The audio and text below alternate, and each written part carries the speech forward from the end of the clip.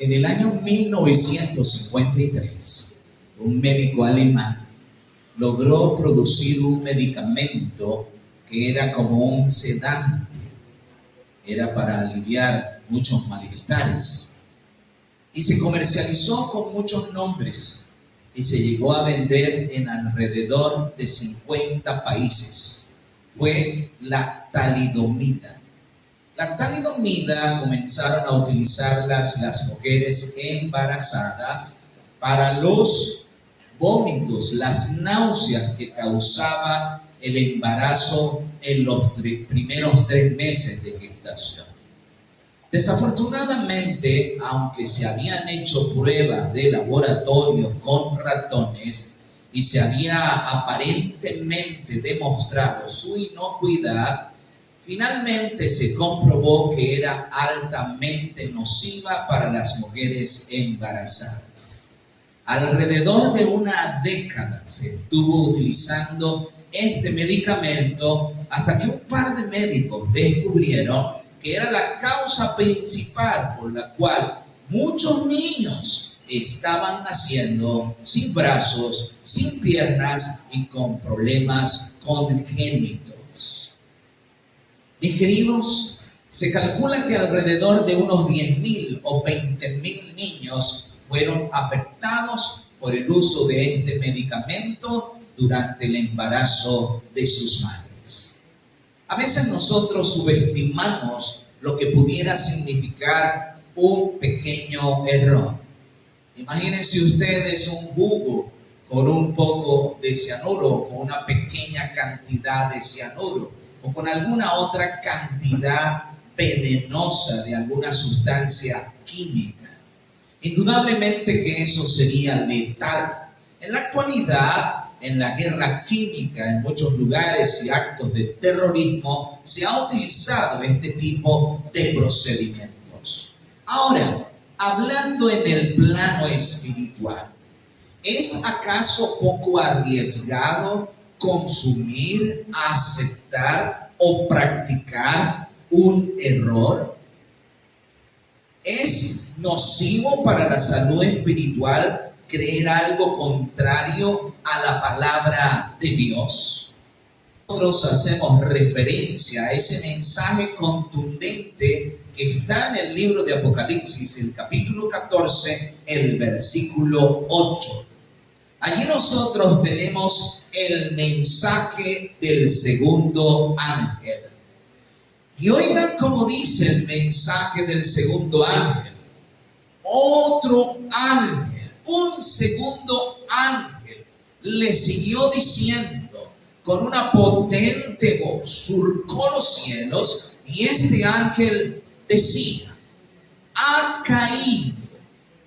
caído Babilonia, porque ha hecho beber a las naciones del vino del furor de su fornicación.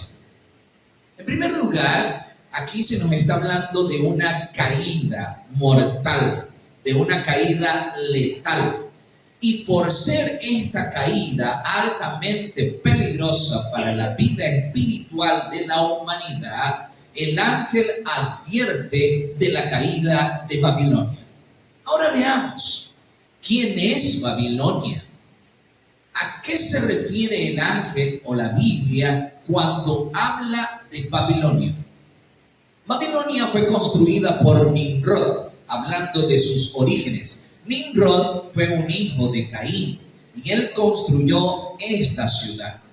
Babilonia se convirtió en un centro ateo, en un centro de incredulidad, en una nación o en un grupo de personas que querían vivir independientes de Dios, que querían llevar a cabo su proyecto ateo, contrario a Dios, contrariando la voluntad del Señor, en una abierta oposición contra Dios.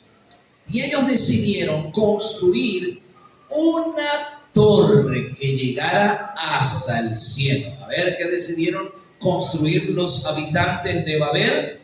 Una torre.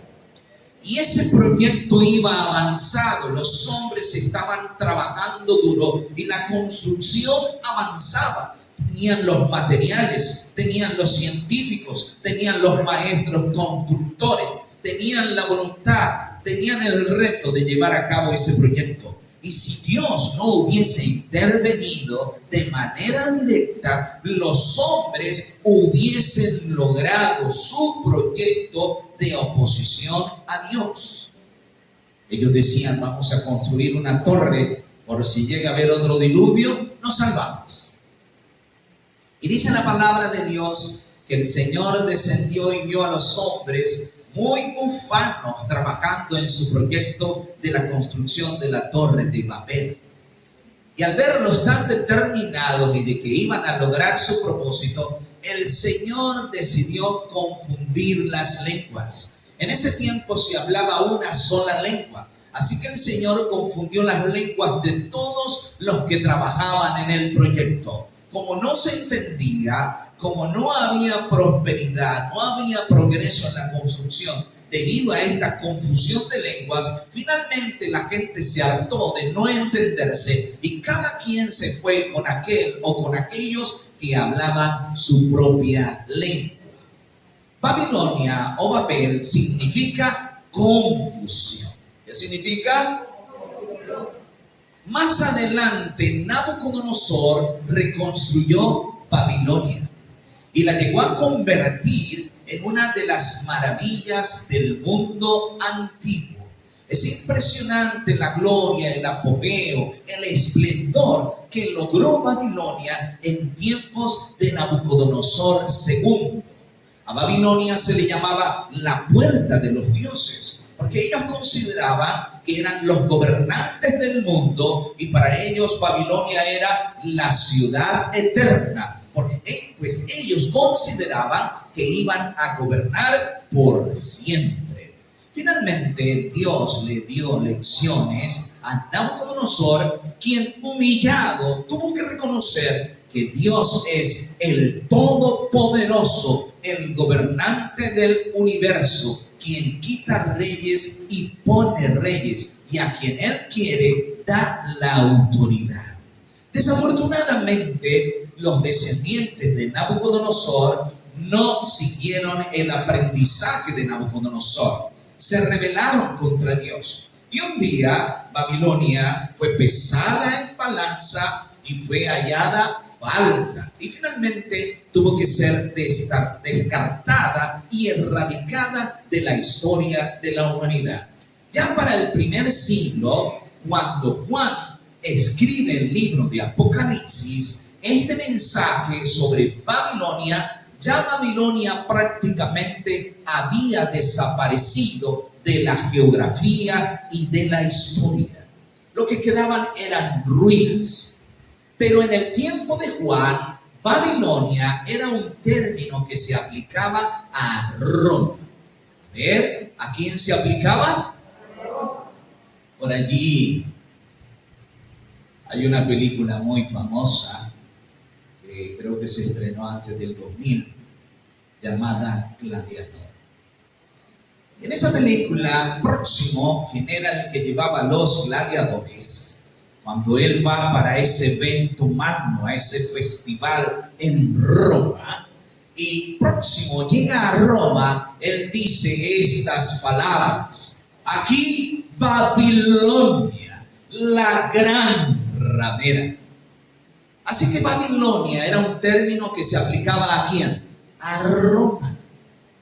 Para los judíos como para los cristianos, Babilonia era un sistema opuesto a Dios, contrario a Dios. Y está demostrado en la historia y en la vida religiosa que se opone a Dios, se opuso a Dios, tanto en su fase imperial, civil, política, como en su fase religiosa. ¿Qué pasó?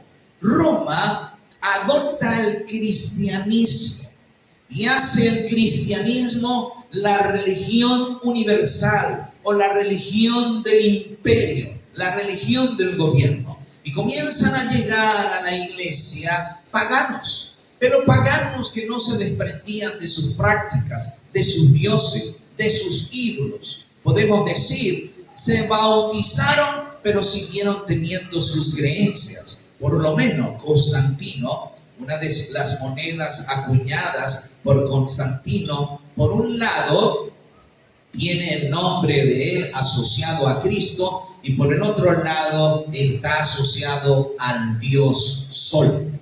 Aunque se hizo cristiano, no abandonó su práctica, ni su costumbre, ni su credo. Cuán importante es, mis hermanos, que estemos claros que Babilonia significa confusión. ¿A qué se refiere Apocalipsis cuando habla de Babilonia? Babilonia es un término que se aplica a toda práctica, doctrina, denominación o iglesia que cree cosas contrarias a la Biblia, que practica y enseña doctrinas que no están en la palabra. Eso incluye no solamente la iglesia popular, el catolicismo romano, sino toda iglesia protestante que se ha alejado del ideal cristiano tal cual como fue establecido por nuestro Señor Jesucristo. La iglesia cristiana fue fundada por Cristo. En el Evangelio de Mateo, el capítulo 10, nos dice que el acto inaugural de la iglesia cristiana fue con la ordenación de los 12 apóstoles. Allí estableció Cristo su iglesia.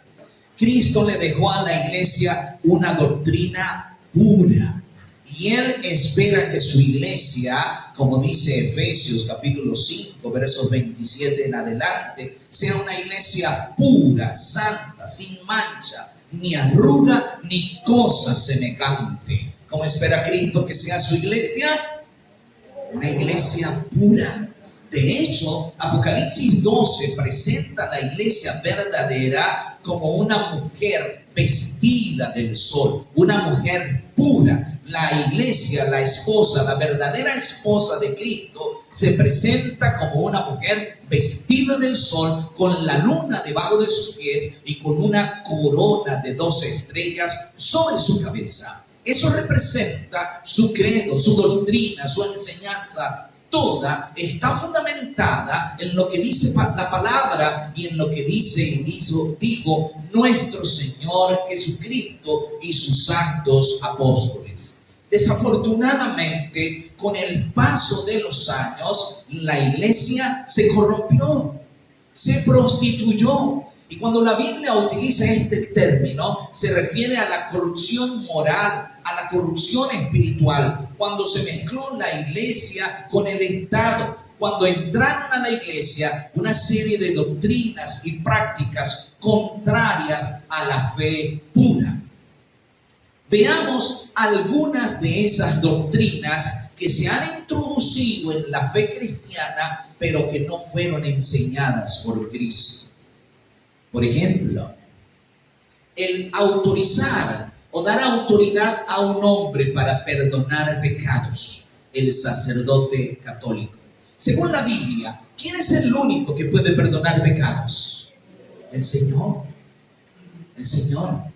Dice el apóstol Juan en su primera carta a Juan, el capítulo 2, verso 1. Hijitos, estas cosas os escribo para que no pequéis. Pero si alguno hubiere pecado, abogado tenemos para con el Padre a Jesucristo el justo. Alabado sea el Señor. ¿Quién es el único que perdona pecados? Cristo. Primera de Juan 1:9 nos dice: si confesamos nuestros pecados, Él es fiel y justo para perdonar nuestros pecados y limpiarnos de toda maldad.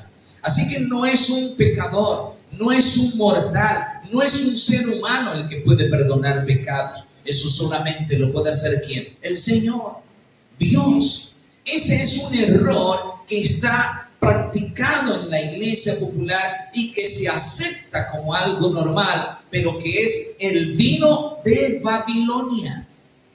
Otra enseñanza errónea, enseñada y practicada por Babilonia: la inmortalidad del alma. ¿Qué dije? O sea, ¿qué es la inmortalidad del alma?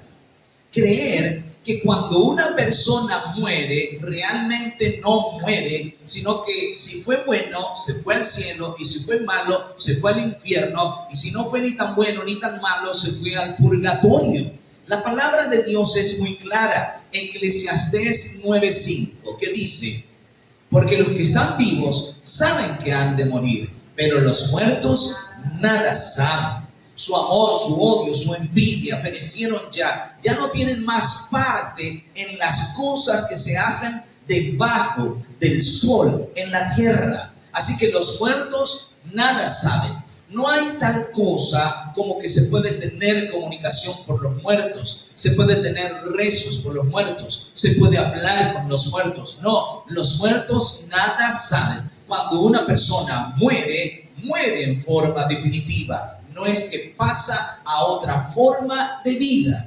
Desafortunadamente, la inmortalidad del alma es algo que creían los paganos y que se introdujo en la iglesia cristiana, y de allí pasó a todas las iglesias protestantes y a todas las religiones del mundo. El que muere, muere, y muere en forma definitiva, y está muerto hasta que Cristo venga por segunda vez o hasta que sea el momento de su resurrección. El Señor Jesucristo lo dice. San Juan capítulo 5, versículo 28 al 29. Porque viene el día en que todos los que están en la tumba oirán su voz, y los que hicieron lo bueno saldrán a resurrección de vida, y los que hicieron lo malo a resurrección de condenación. Así que la inmortalidad del alma es un error peligroso, porque da espacio al espiritismo. Porque finalmente esos muertos que supuestamente se aparecen por allí no es otra cosa que demonios que engañan a la humanidad y que imitan a sus familiares a la perfección, la forma como hablaban, como vestían, cómo eran sus costumbres, sus prácticas, sus sentimientos, sus pasiones, todo esto. Pero la palabra de Dios nos da una advertencia solemne referente a esto. ¿Y qué ha pasado? Babilonia le ha dado a beber este vino al mundo entero.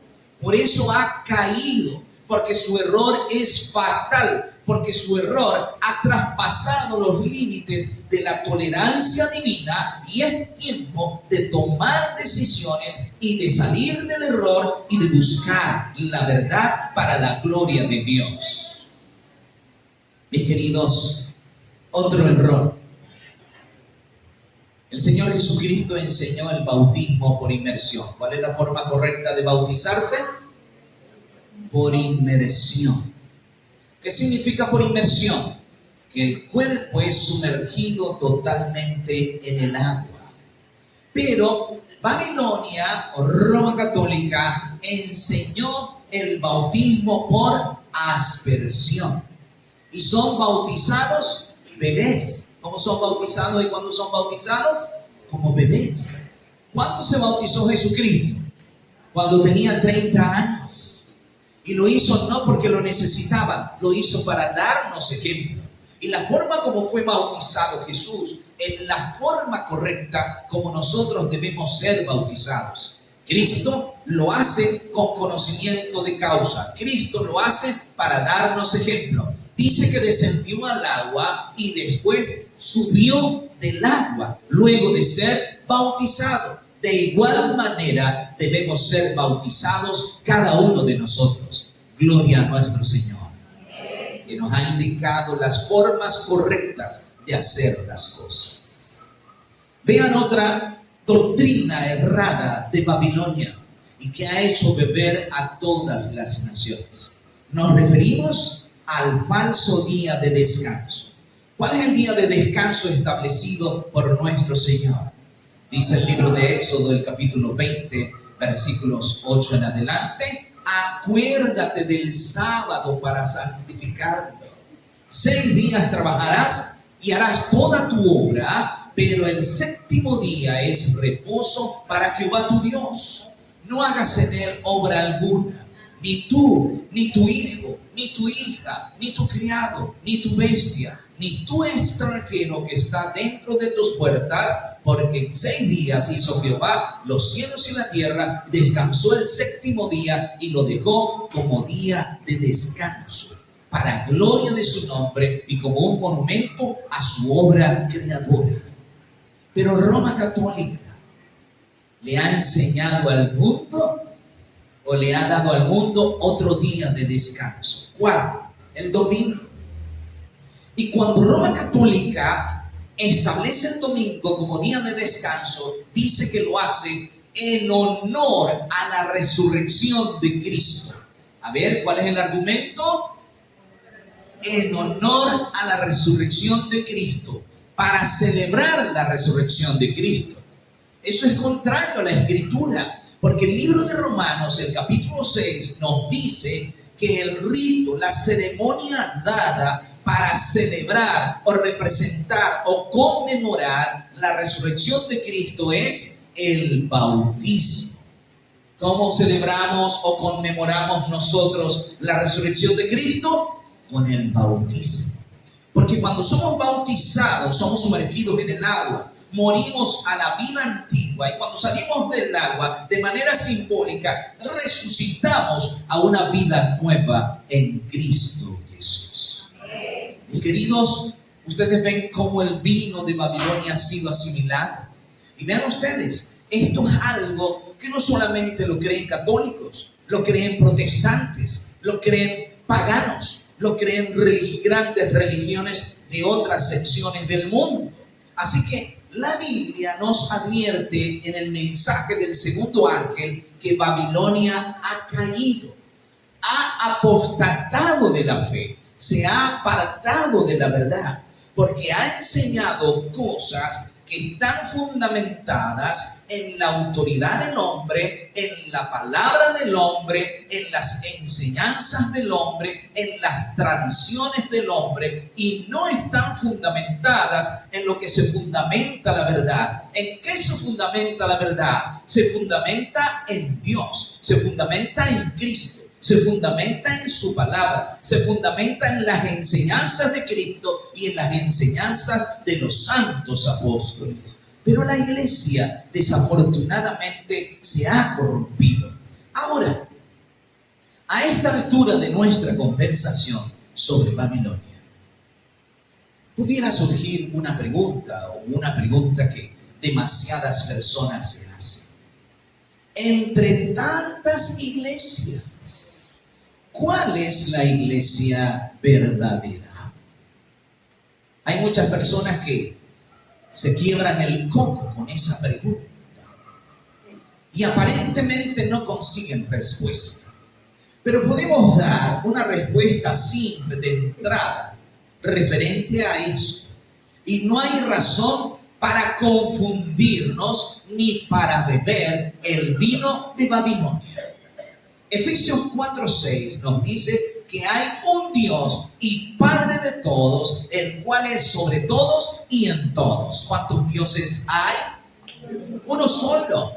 Malaquías 4:6 nos dice que Dios no cambia. No es que Dios te va a decir el sábado es el día de descanso y luego en el siguiente siglo te va a decir no, ahora es el domingo el día de descanso. No, el Señor no cambia, el Señor no se muda. El Señor dice una verdad y esa verdad queda establecida en su palabra para siempre. Cielo y tierra pasarán, pero mi palabra no pasará, dice Jesucristo.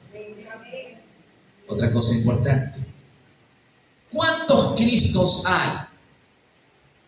Uno solo. El libro de Hebreos, el capítulo 13, versículo 8 dice: Cristo es el mismo, ayer, hoy y por todos los siglos. ¿Cambia Jesucristo? No cambia, permanece para siempre. Su enseñanza, su fe, su doctrina, su ejemplo permanece para siempre. Y ese es el modelo que debemos tomar, ese es el ejemplo que debemos copiar, esa es la enseñanza que debemos asimilar en nuestras vidas para andar seguros en nuestra experiencia cristiana.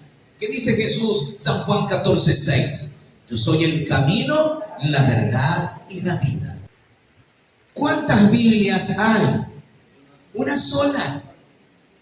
Dice Juan 17:17, palabra de Jesús: santifícalos en tu verdad, tu palabra es verdad.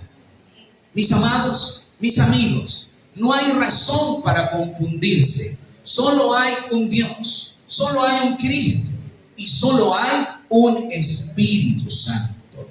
No tenemos razón para confundirnos y hay una sola Biblia. Si no queremos errar, tomemos el ejemplo de Cristo, tomemos su palabra, leámosla y veamos las indicaciones y los consejos de su palabra para saber qué cosa es verdad. Seguir su ejemplo, obedecer su testimonio, obedecer sus mandatos es lo más seguro para nuestras vidas.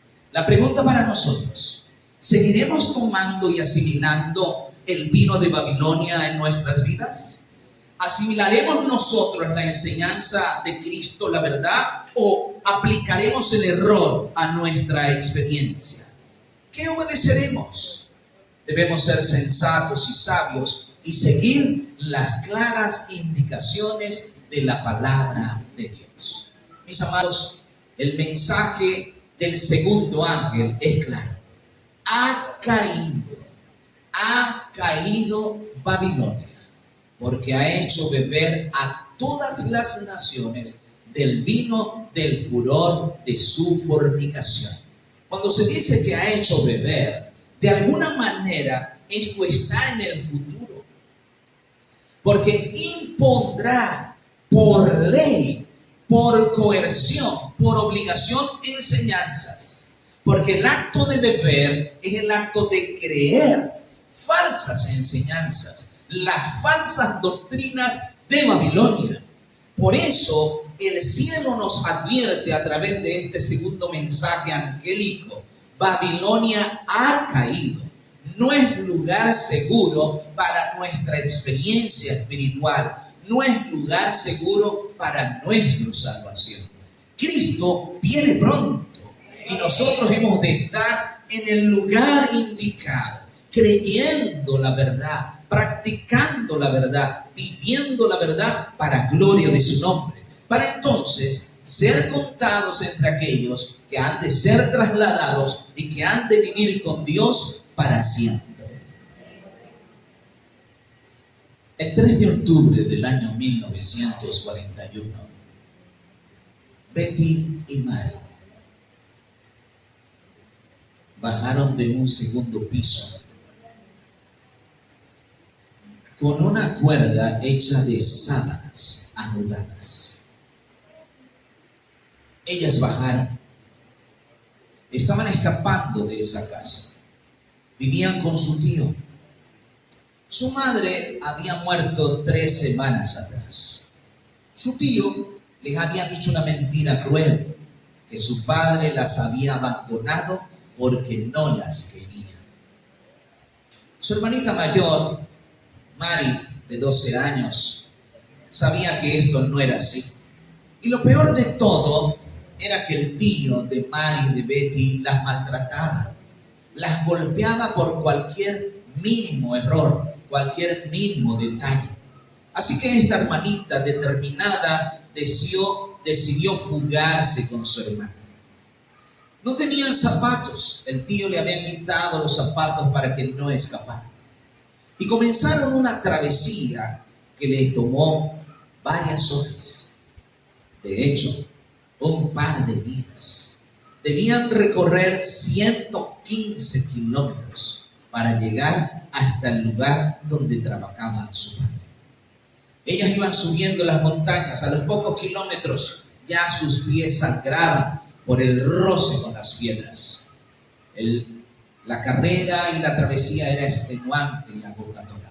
Cuando veían algún ruido, se escondían entre los árboles, entre los arbustos. Comían bayas que conseguían en las montañas, aguas de los arroyos, y así continuaron con su travesía durante 2 días y 2 noches, y llegaron al amanecer del siguiente día. 115 kilómetros subiendo montaña arriba hacia el norte. Cuando ya Betty no pudo seguir caminando porque estaba agotada por el dolor, su hermanita Mary la cargó. y llegó hasta la mina donde trabajaba su padre. Y cuando llegó a la mina, preguntó por su padre. Y al preguntar por su padre, se lo mostraron, y enseguida las niñas fueron donde estaba su padre. Su padre se arrodilló al lado de ellas, las abrazó. No sabían que su tío su cuñado las había secuestrado. Él mandaba dinero todas las semanas, pero él se robaba el dinero y maltrataba a las niñas. Había terminado tanto sufrimiento. Habían hecho este largo recorrido solamente pensando en el rostro amoroso de su padre, porque ellas sabían que su padre las amaba y que no las había abandonado. Y queridos, el Señor nos llama a salir de Babilonia, a salir del error, a refugiarnos en nuestro Padre Celestial, quien ha enviado a su Hijo Jesucristo para salvarnos. ¿Qué dice Juan 3:16? Porque de tal manera amó Dios al mundo, que ha dado a su Hijo unigénito, para que todo aquel que en él crea no se pierda, mas tenga vida eterna. Mis queridos, entre tantas iglesias, claro que hay un pueblo verdadero. Dice Apocalipsis capítulo 14, verso 12, aquí está la paciencia de los santos, los que guardan los mandamientos de Dios y tienen la fe de Jesús. Allí tiene usted dos características distintivas: guardan los mandamientos de Dios y practican las enseñanzas de Jesús. Pregunto, ¿estamos dispuestos nosotros a salir de Babilonia y a practicar las enseñanzas de Jesús?